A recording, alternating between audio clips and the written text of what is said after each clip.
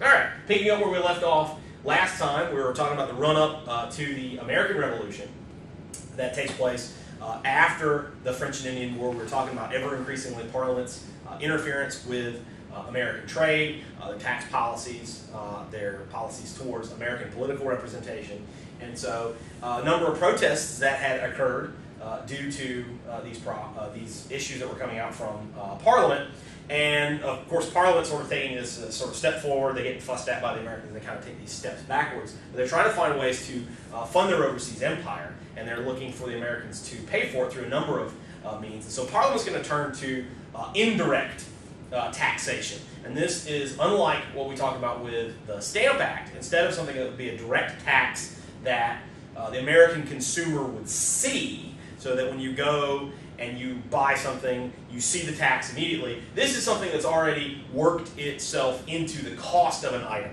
So it's sort of a sneaky tax that you're paying it, but it doesn't show up on your sales receipt or something like that. Like when you go to the store today and you've got a sales tax line, and you can see exactly how much you paid extra for the state sales tax. This would be something that would be already worked into the price of it. And so there were a number of indirect taxes that were levied on American purchased products. Glass, lead, paper, paint, tea especially. And these are all items that are going to be manufactured in England and then shipped to the colonies. Some of them, of course, would be manufactured using the raw materials that had been shipped to England in the first place from the American colonies. Now, the Americans, the consumers at this point, they don't have much problem with the tax themselves once they kind of figure out what's going on with indirect taxation.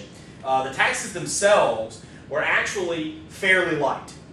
They weren't huge percentages, but one of the other major problems that they did hate about the new system of taxation under the Townshend Acts is that the British government was changing its relationship to the colonial governors and thus the colonial governments through them, and they were going to be changing the fact that colonial governors would no longer be paid by colonial legislatures, that the Americans would not be paying their own governors that were sent to them from the crown. Now, on the surface of this, right, we talked before about how the message that Parliament is sending is not necessarily the ones that the Americans are receiving. And in this, Parliament is, hey, you guys don't have to shoulder the burden of this cost of paying these guys salaries anymore. We're gonna cover that ourselves. But the Americans really look at this as, hey, paying their salary was a good way for us to keep them on a leash. You know, they couldn't do whatever they wanted to do because we were going to pay their salaries. As we saw in several of the cases with colonial legislatures, they would tell the governors, "Oh yeah, you didn't do what we wanted this year, so we're not going to pay you." And so this was a way that the Americans felt they had some leverage over the colonial government, particularly these colonial governors. So this was a pretty bad change from the Americans' point of view from the Townshend Acts. So what you're going to see here is ever increasingly Americans are looking at their market and they're saying, okay, well, where can we get cheaper items? Well, the smugglers, these people that bring these items into and out of these American ports, their items are cheaper because they're not paying any of these taxes. That's the nature of smuggling. If you show up at the tax house and you declare all your goods and you pay the taxes on them, all legal, you're not a smuggler, right? So these guys are getting these goods into and out of places like, Boston, and they're not paying the taxes, and so when you buy their products on the market, it's going to be a lot cheaper. And of course, the main issue with this isn't so much the law breaking. I mean, there are lawbreakers in every single age. There's at least sort of cursory advantages to breaking the law. It's the fact that a lot of these people just didn't have a problem with it. They saw that this was just kind of how you operate. You skirt the law, and it's perfectly okay. And we talk about the problems that this had caused with, especially the British trying to set up admiralty courts trying to catch these guys. So American consumers are now complicit in this. That, well, you buy stuff from smugglers and you get the things that you want, especially tea, a lot cheaper. Well, the British government, they understand this as well, that as Americans are turning ever increasingly to smuggled goods, these are goods that they're not receiving money on taxes for, and these guys are lawbreakers. And so ever increasingly you're seeing that the British are sending more and more troops to the American colonies in order to keep law and order, because what they're feeling is that control is just sort of slipping out of their fingers, which is, of course, because that's exactly what's happening. Well, when you send more and more troops to the American colonies here, and they're already really upset at you, what you hope to happen is you calm everything down. But in fact, what takes place here is all they do is just really ratchet up the tension, because the Americans really, really dislike the appearance of more and more British troops, right? Now, part of the problem here is who most of these troops are. We talked during our discussion about the wars of the empire that spill over here into North America, who these sort of British troops were. A lot of them were kind of the lower end of society. A lot of them are sort of drunks and reprobates. Many of them are sort of released from jail or in lieu of going to jail. They wind up in the British Army, which is not to say that sort of all British soldiers were sort of the scum of society, but a lot of them are not exactly guy that you want to invite over to your house for sort of the fancy dinner parties. They're really kind of this lower end of society, and so the Americans they're asking these guys, well, what are you guys doing here? How come you guys are on the streets? You got all these guns and bayonets, and what are you here for? Well, we're here to protect you. Well, from whom? The Indians haven't been in Boston for 100 and something years now, so you're not protecting us from them. It becomes pretty apparent to a lot of the Americans that the British are there to sort of hassle them. And that's exactly the reaction that they get from the Americans, is that, hey, the British, they're here to sort of pound us. And the relationship between the citizens, especially in New England, but also in a lot of these other places, is one that's really tense. And we're going to see that in March of 1770, this tension is going to spill over. A group of American sort of Sons of Liberty types, these sort of very active, vocal, anti-British Empire kind of people, they're harassing this group of soldiers they're on patrol here in Boston in March of 1770, and they're giving them sort of verbal what for, and these soldiers are getting sort of dogged, and then eventually they kind of get surrounded by this group of civilians, and then eventually hurling insults turns into hurling snowballs, and then hurling snowballs turns into hurling bottles and rocks, and the crowd is getting sort of wilder and kind of out of control. And at this point, somebody opens fire. We don't know exactly who. Naturally, both sides of the engagement blame the other side for shooting first, but it doesn't really matter, because the soldiers are going to shoot back. And let's face it, shooting is their job, and they're pretty good at it. And so 11 Americans are going to get hit in this exchange between these citizens here of Boston and these soldiers. Right?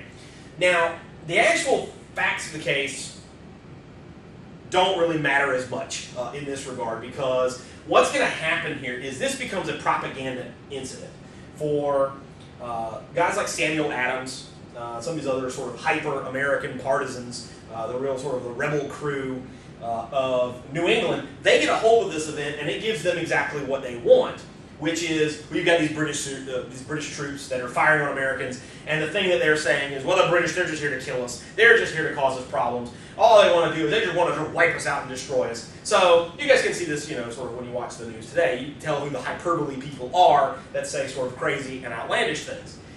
They're not necessarily wrong, but they're probably exaggerating things. And a good example of this is sort of the two pictures that I've got on the slide here.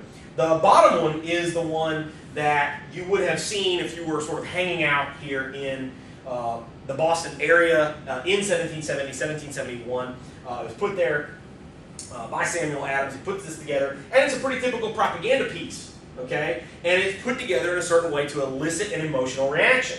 The way that they frame this is technically correct. Historically, it's technically correct. You've got Boston citizens on the left, and they're being shot at by British soldiers on the right. Okay, so we got that. That's right. But you look at how it's sort of phrased, and all these British soldiers got their muskets leveled, and you've got the British officer who's got his sword up, and he's giving this sort of command. And of course, the body language of the crowd is, oh, don't shoot us, we're just these poor innocent Americans. I was just walking the dog, and I get shot by these British citizens. Oh, help me, help me. And it's really not exactly what happened. It was not this sort of planned, organized thing where these British soldiers were marching out of their barracks in the mornings like, we're going to go shoot some American citizens. This will be great, right? that was not exactly what happened. You see the print at the top, which was done much, much later, gives us probably a better example of kind of what's going on historically, where you've got this wild sort of uncontrollable mob, you've got these British soldiers, a lot of them are scared, they're sort of firing intermittently, we don't exactly know what happened. That gives us kind of a better idea. Guys like Samuel Adams, these early propagandists, though, they're going to also then coin the term that we still know it as today, which is the Boston Massacre, right? Not Boston accidental shooting or, oh shucks, people got shot and we're not exactly sure what happened in Boston. I mean, let's face it, that doesn't advance anybody's agenda. Whereas Boston Massacre sort of implies that these guys are just cold-hearted rat bastards that just want to go out and just kill everybody they get their hands on, okay? And so that is the opinion, because that's the one, that sort of propaganda point of view is the one that prevails on a lot of people who already kind of want to believe that Britain is squashing them anyway. So it's the one that sort of takes root in the American mindset that the British are out to either enslave and or kill them. Now, in the background of all of this is you have an ever sort of widening web of people that we will eventually refer to as kind of the American patriots, these guys that were the revolutionaries. And some of them are going to be kind of moderate sort of individuals that are doing what they think is out of sort of a sense of right. You know, George Washington, Benjamin Franklin types. And then you got some real hotheads that, you know, down with the king, and I'd love to see him just hang, you know, from a rope. You know, your Sam Adams types, your John Hancocks, you know, you got some real sort of fire-eating kind of people. The question is sort of how do they get into contact with each other? As we've seen sort of recently, you know, social media on the internet is a great way to sort of foment political rebellion. This is one of the reasons why authoritarian governments sort of try to put a clamp on that, so that way they can keep that kind of thing under a lid. Well, you don't really have the internet here in the 1770s available, but you are going to have good old-fashioned pen and paper. And that's what these guys are going to use in order to get organized to oppose British rule and what the British were doing here in the colonies. And these are these committees of correspondence, as they were called. It was begun by Samuel Adams in Massachusetts. And it was basically his way of letting other people in other outlying communities know what was going on, sort of a way to spread the political news of the day to these other people and kind of unite them for action.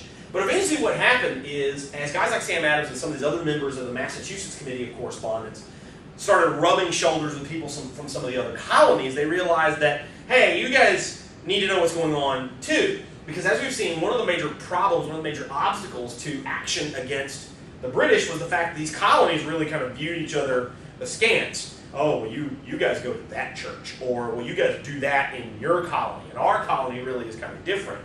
And of course, the British did as much as they could to foment that sort of mentality because they didn't want the colonies united because they might unite against them, which is exactly what would happen.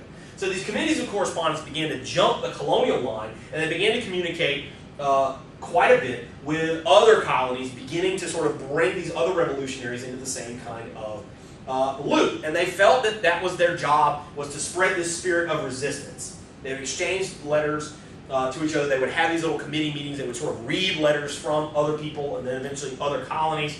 And eventually you would see an intercolonial committees beginning to form.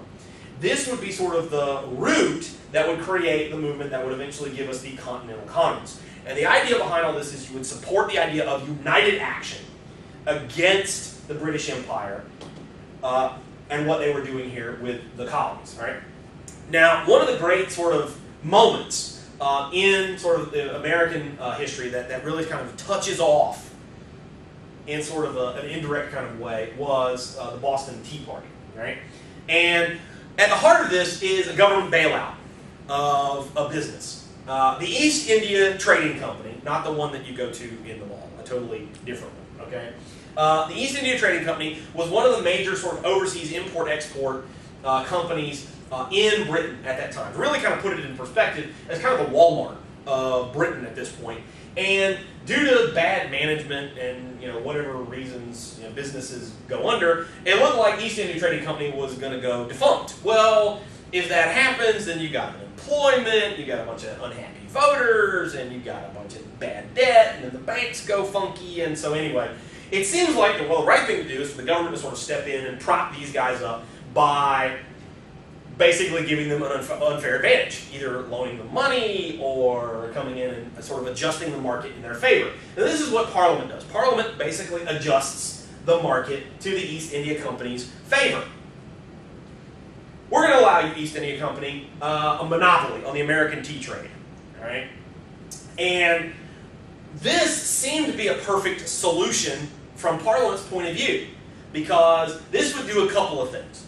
One, it would save the East India Trading Company, that these guys wouldn't have to go out of business. And then two, this would lower the cost of tea to the Americans, because now you don't have all this different competition, you don't have all these other problems, and they're going to fix the rates, and so the Americans will stop sort of chewing in their ear, we don't like the cost of tea, we don't like the cost of all that kind of stuff, and so you can turn on the Americans, hey, the cost of your tea is going down.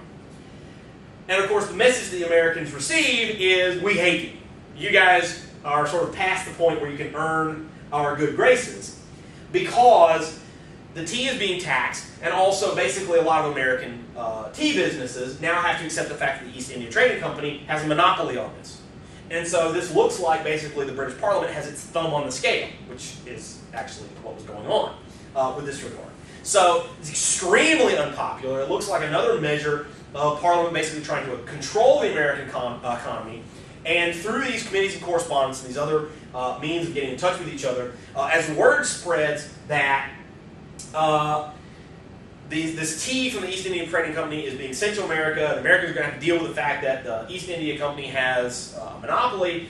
Basically, they resolve an action and say, okay, we're not going to have this. And they rather violently oppose this. And the Americans arrive at the custom houses and the places of the port facilities, and they basically tell them, like, Dad, you get out of here. We're not having any of your tea. Things are going to get ugly if you bring the tea in. And of course, the British government officials are, okay, fine. Okay, we don't want that, right? So they force the tea ships away, with one exception, and that's Boston. The British East India Company and the British government officials said, no, you gotta forget it. Go to hell. We're ships coming in. We don't care. Okay, fine. All right. So these Sons of Liberty guys, they go and they sort of stew on this over the evening, and then the next day they resolve for action. And that is, they're not going to put up with this. They're going to go in and they're going to destroy the tea. Now, the way that this is a lot of times sort of popularly depicted is these sort of Sons of Liberty guys, they get all sort of worked up and they sneak onto these ships sort of under the cover of darkness, dressed like Indians, and then they throw the tea over. Well, that's not really true. It was in the evening, but it was still daylight, and basically all of Boston is there, hooray! Right? This is a blow against England. And the reason for the Indian costumes was not because of the sort of trying to hide their identity. Nobody was going to believe. Okay, nobody was going to believe that on the streets of Boston there were Indians sort of still wandering around, and they just were on the warpath against tea. All right, it was not for that. It was a symbol. The American Indian, by this point in the American sort of experience, represented sort of freedom. That a lot of the Americans sort of looked to the tribes, how they organized their government, and that was kind of the government that they would want, sort of a confederated kind of government where you've got a lot of local control rather than a lot of central control. That message sort of gets lost in the 1800s, where you have a lot of sort of vicious Indian wars, especially in the western part of the United States. Why Americans would dress up like Indians. I thought the Americans hated the Indians. And there were a number of wars against American sort of settlers against the Indians, but to a lot of people living in these towns, the American Indian represented a symbol of freedom, independence, confederation. It was a political kind of thing. So, well, they refused the tax, they refused the monopoly, they throw the tea overboard, hooray! Except, of course, for the whole thing that this is massive property destruction. If you don't believe me, you go find some store and go sort of root through their inventory and pitch it out and ruin it all. It's not going to go well for you, and it's not going to go for our erstwhile colonists here as well. Okay, so Parliament, once they get word of this, goes into sort of a purple rage as a result of that. And in response to this, Parliament sets out basically to punish Massachusetts. They want to go after these guys for what basically they regard as an act of rebellion. All right? And they're going to pass a series of acts that the American colonists, these guys that are actually getting pretty good now at how to make a political point using rather fiery language, they call them the intolerable acts passed by Parliament. And when you go down the list here, You can see why the Americans would refer to these as intolerable. All right. First, Boston. The city of Boston was under martial law. For those of you who have never lived under martial law, if you think of police hassling you for going too fast or having your music on too loud or your windows being tinted more than they legally ought to be allowed, that's nothing compared to martial law. Okay, the police are there if you cause a problem. The police are there to arrest you. That's what they're trained to do. Now, they'll shoot you if like you come at them with an axe or something. But the police are trained to arrest you. That's their job, to start the judicial process. Soldiers are trained to kill you. That's their job. Their first response is, look, an enemy. Pow! They're dead. No enemy. Okay? So you've got now troops being sent to Boston basically to put it under the command of a general. And under martial law, if the general in charge says, okay, that's it, lights out at 9 o'clock, and you don't like it, well, I have my civil liberties, and I don't think that I should have it. No, the troops bust in, and they either put your light out, or they put you out. So this is life under martial law. You have to do what a military officer tells you, basically under pain of death. Politically, the New England town meetings in Massachusetts were restricted. Now, the reason for that was the British government felt that this was a hotbed of where these guys were sort of getting together and they were, the British are doing this, the British are doing that. What are we going to do? We're going to do this, and that's what we're going to do. We're going to show them. Which is true. That's what was going on there. But also, the town meetings was where they handled their day-to-day, week-to-week business that were taking place in their towns and in their colony. So, restricting this meant, okay, you guys can't have any more government anymore. So you've got some serious problems with these, all right?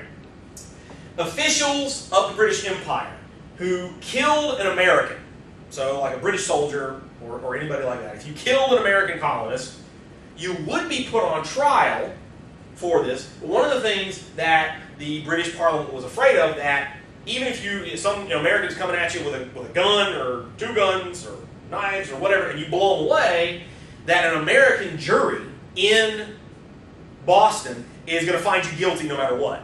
Oh, it was self-defense or whatever. If you are charged with killing an American, you would be put on trial in Britain.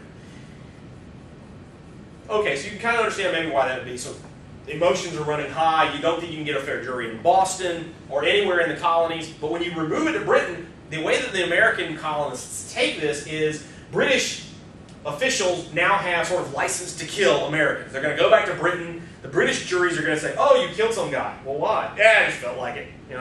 Not guilty, right? They're just going to let them off. So this seems like, to the Americans, that tensions are running really, really high. Oh yeah, I can shoot whomever I want, but I'll be put on trial someplace else that's probably going to let me go. So this looks pretty deadly to this. Economically, Britain's port was closed until the colony of Massachusetts repaid the East India Company for the damaged tea. Now, if you close Boston's harbor, basically everybody is unemployed, for the most part. Because by now, commercial activity, the port facilities of Boston, this was how Boston made its money. Even if you worked in some industry that you didn't think was directly connected to the port, they basically all were indirectly.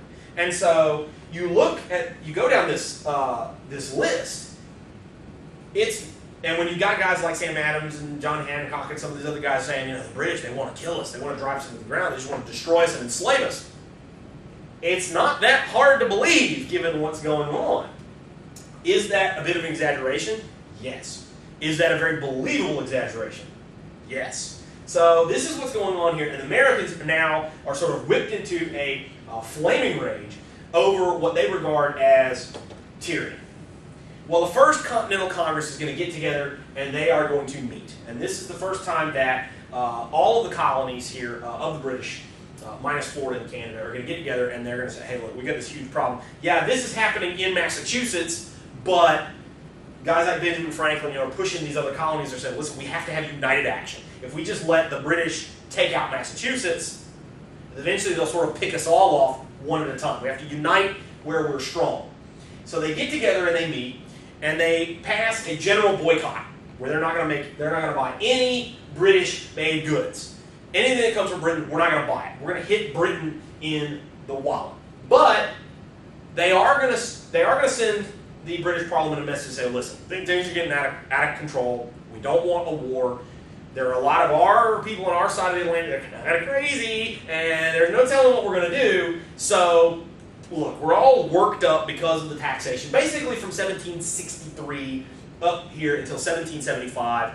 Things have been kind of getting out of hand. Look, our Parliament, just dial the clock back to these pre-tax days, to how things were going. You guys just sort of fix what's going on. We'll keep our crazies over here under control.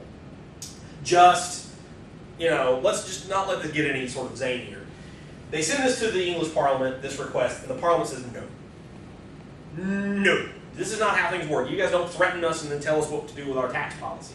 And while on the one hand, you can understand why Parliament would say that. You don't want to sort of give in to these people as they're sort of threatening violence, but when you tell them no, then you don't really have a lot of other outlets, and you're going to see that throughout this period now, men begin to drill in military maneuvers on town squares, especially in New England, but in a lot of other places, openly. We need to get together, and all the militia meetings that we're supposed to go to that we never really did, yeah, we're actually going to go to them now, and we're gonna get ready. And especially across New England, they begin to call themselves Minutemen, because supposedly they would be ready at a minute's notice. When we talk about this a little bit later, we'll see that they're should probably call themselves day and a half men, but that doesn't count. That doesn't sound as cool as Minutemen. So, but this was the idea, that they were arming themselves, they were threatening violence, they were practicing military maneuvers, with the idea that there was going to be a military confrontation with the British. And if you're the British, you have to take that stuff seriously, because you're a tiny little red-coated British army, and you are sort of facing this ocean of potentially disloyal and violent American colonists. So the British Army takes notice of these guys, and they start sort of sending out feelers, people that were loyal to them, scouts and things like that. Where are these guys operating? What kind of guns do they have? Where would they muster up? If we have to fight them, what's a good way to sort of pull their fangs out before things get ugly? What leaders do we need to capture? What guns do we need to destroy? That kind of thing.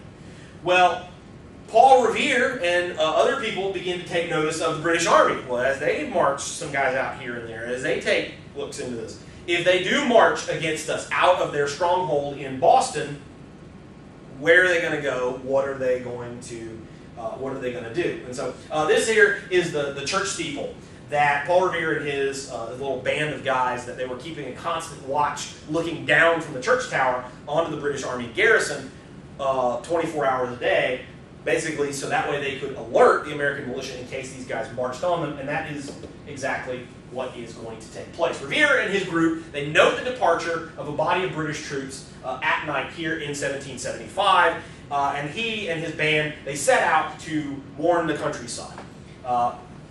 The popular sort of poem on this from like the 1870s is, he's riding through the countryside shouting, "The British are coming," which of course would not have made any sense to these people, because they still all regarded themselves as British. That would be like if our army was sort of coming to blow up our town, and I was running, "The Americans are coming."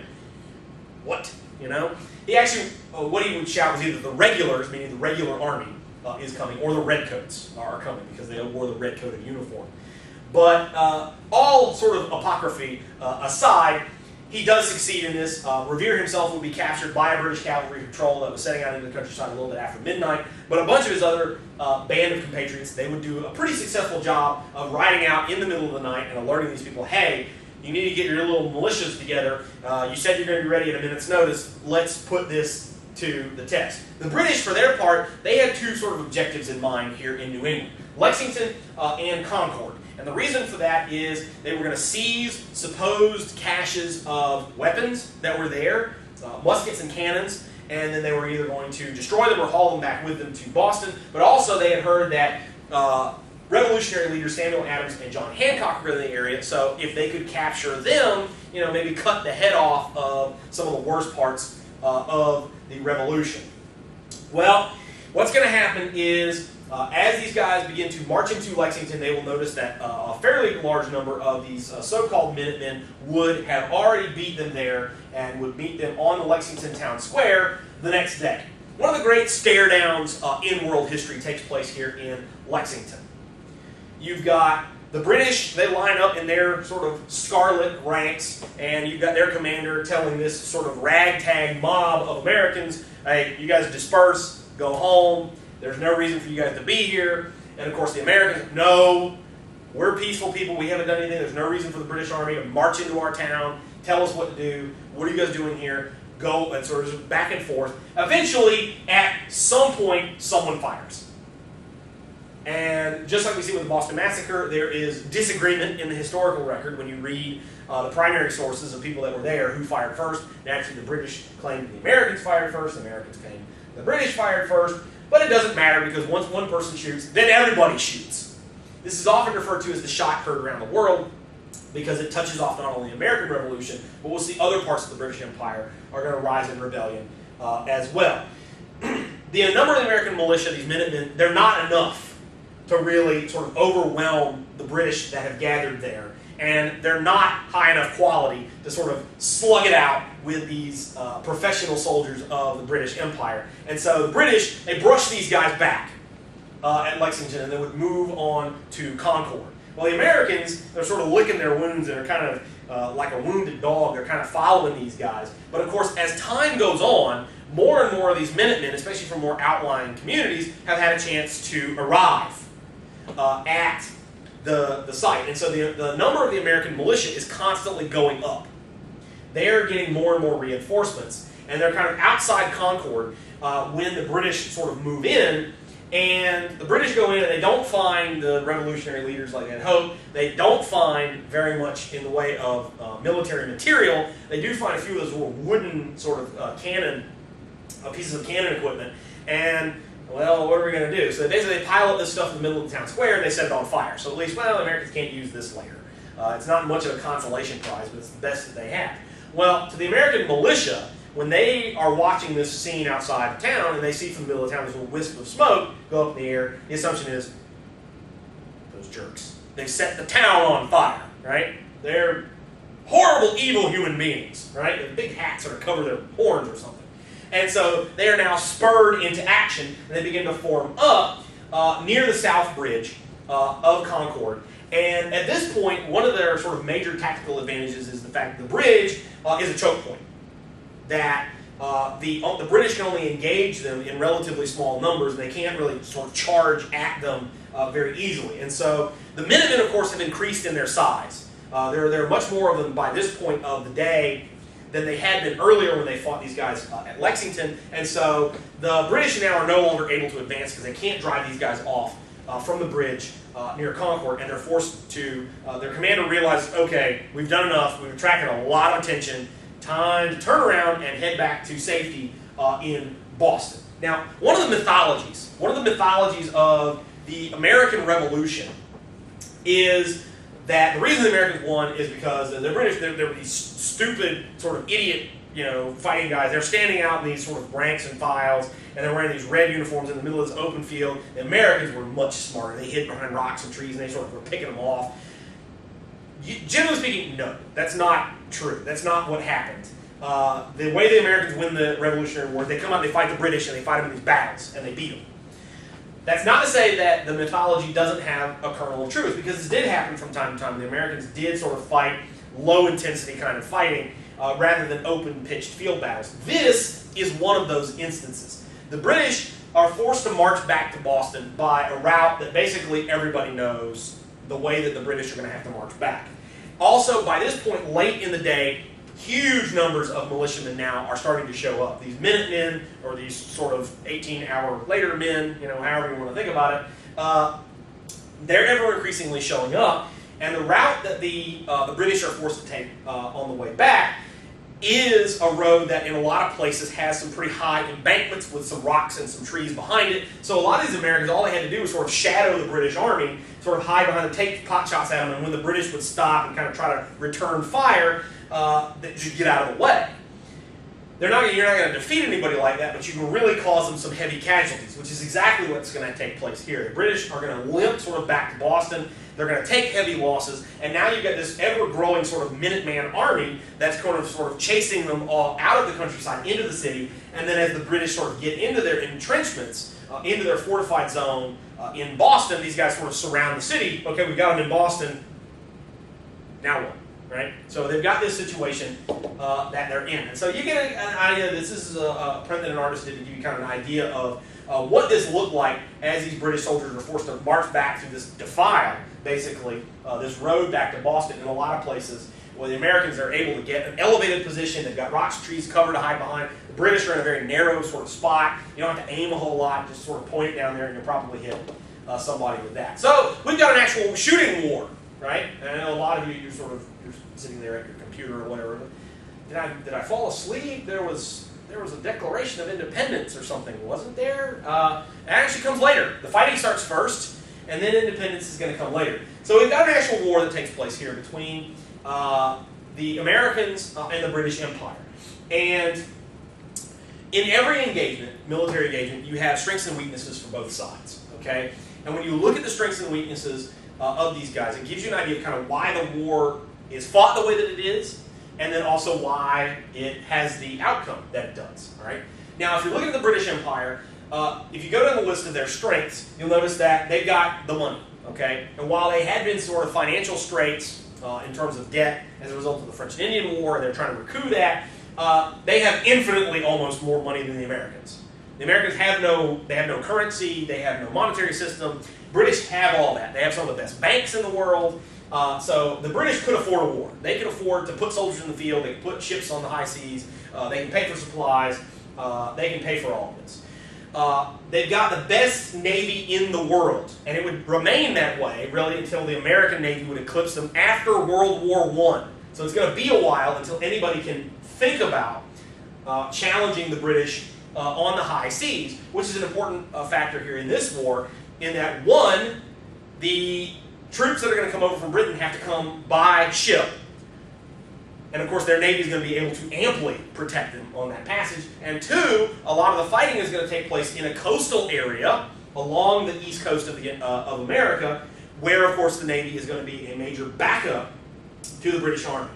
When you look at the British Army, it is extremely well trained and highly professional. These are guys that, unlike the Americans who they do the soldier thing in their spare time, that's all these guys do. They're paid soldiers. And so they practice with their weapons all the time, they practice with their formations with each other all the time, and they are going to be extremely effective when they get into the field. You also have the numbers game very much going, at least on paper, for the British. There are 3 Britons for every American. So that's a pretty healthy kind of numerical advantage. The Indians are also going to be a factor in this, that once they get involved in the fighting, generally speaking, not always, but generally speaking, they are going to fight for the British Empire. Because, of course, one of the things that the British are trying to do is restrain American colonialism over the Appalachian Mountains into Indian territory. Also, basically at this point, any treaties that the Indians would have been directly to the English monarch and not to American colonial legislatures. So they're not going to take their political ties to the Americans, in most cases, as seriously, either for sort of personal or kind of long-term diplomatic reasons.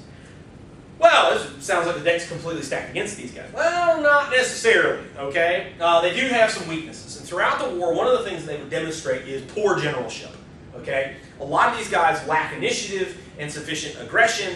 In many cases, they get relatively distracted. In some cases, they have rivalries with each other. They've got a lot of problems with their leadership. You also have another problem, and that is distance. For every British soldier that shows up in America, he's got to take at least a 6-week voyage across the Atlantic to get there. So, for example, when Burgoyne's army is destroyed at the Battle of Saratoga, his army are either killed or they're surrounded and captured. So his army goes out of business. It's going to take 6 weeks for Britain to find out that that even happened. And even if they were immediately able to wave a magic wand and create a new army, it would take another 6 weeks for them to get to America.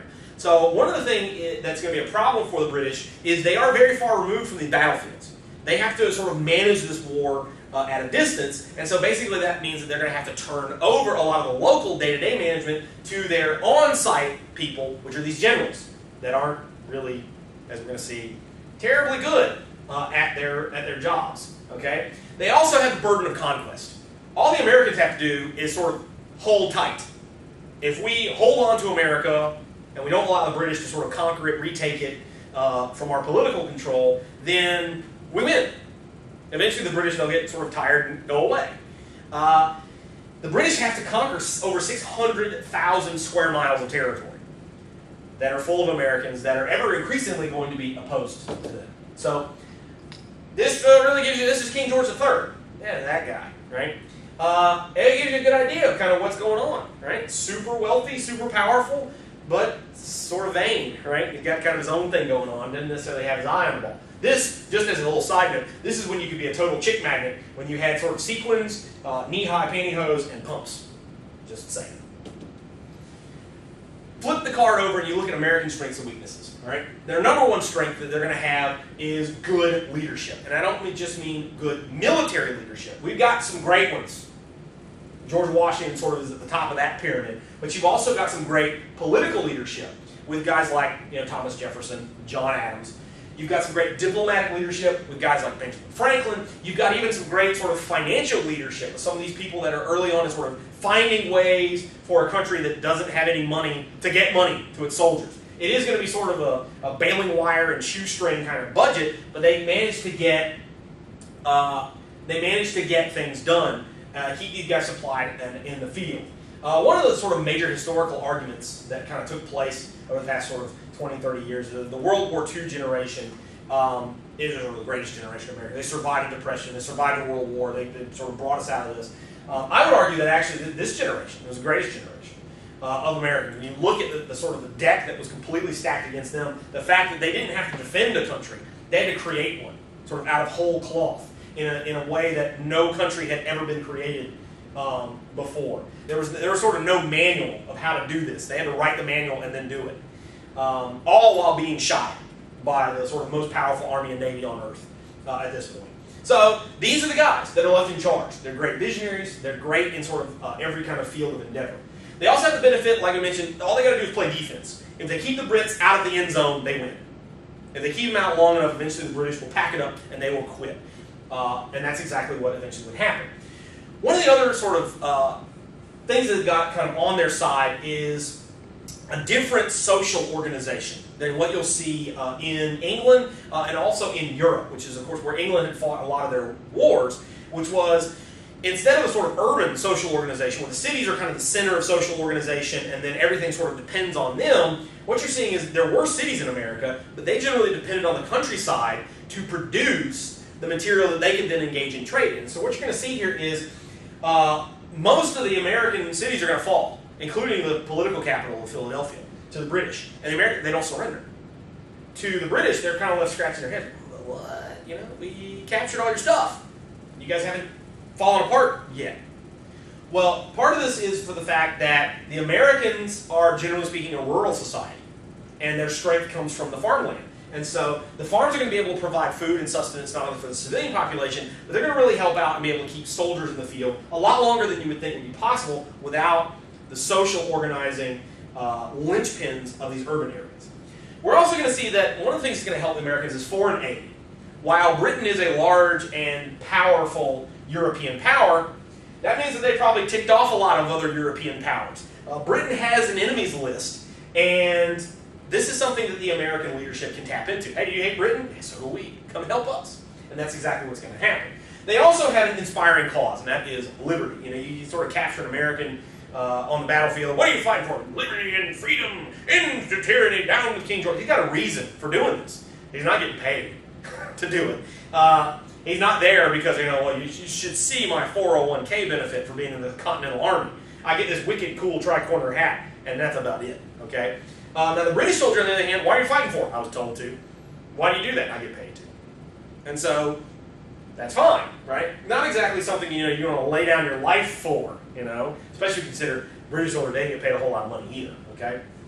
Now, they do have a number of weaknesses. And one of the major problems of this is guys like Benjamin Franklin were constantly trying to point out and try to ameliorate, which was a lack of unity.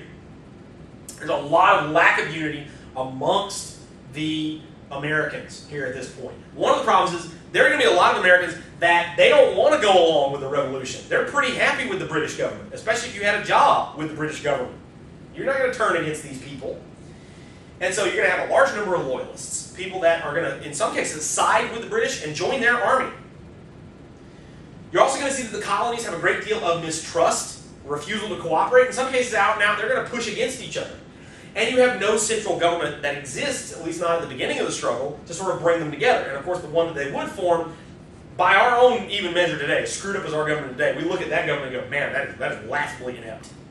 That's how bad it is. It's worse than our government now. Okay? These guys are broke. They don't have a lot of money. You have no factories for weapons. There is not a single musket or cannon factory anywhere. Have you seen that Mel Gibson movie, The Patriot, where he's making musket balls out of his kids' lead toys? That's not an exaggeration. Okay, there were Americans. They were melting down pieces of lead to make musket balls and cannonballs and things like that. They were making stuff in their backyard to use for the war. That's because of what they had to do. And essentially, no navy to deal with a war that's going to be fought, at least partially, on the high seas. So this is pretty problematic. And this is what the Americans have. I hope God's with us, because that's about all we've got. And this is George Washington. He's praying for deliverance, for providence from God here at Valley Forge. That's the end of this part.